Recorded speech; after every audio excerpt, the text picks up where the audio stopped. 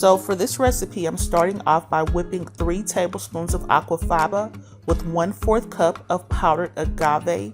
This is the powdered agave that I use. It is 100% organic blue agave, and it acts the same as sugar or powdered sugar would in your recipes. I will leave a link in the description box below on how to make the whipped aquafaba.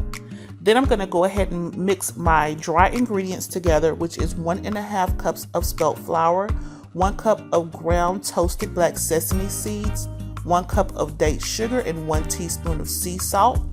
Once you have that combined, you want to go ahead and add your wet ingredients, which is 1/3 cup of grapeseed oil, 2/3 cups of agave syrup, and 1 cup of sparkling spring water. You can also add vanilla bean powder to this as well. And this is what it looks like before adding the aquafaba. Then you want to gently fold in the aquafaba. Go ahead and add it to your baking pan and top it with your walnuts. You're going to bake this on 350 degrees for 30 minutes or until the toothpick comes out clean. And this is what it looks like. And it's nice and moist. If you don't over bake it, it will have a nice fudgy inside texture. And this is what it looks like once it has been cut. And there you have it.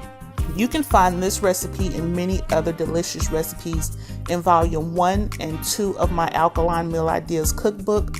I also have a bundle of 1 and 2, both cookbooks together, that you can find as well. I'll have a link in the description box below.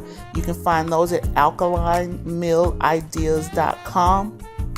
I also have several other delicious recipes that you can choose from, including my banana nut muffins, my alkaline fruit crumble bars. I also have a recipe for alkaline Rice Krispie treats, lasagna, pecan bars, and much more. I'll have a link to the cookbooks, both in ebook format and paperback, in the description box below.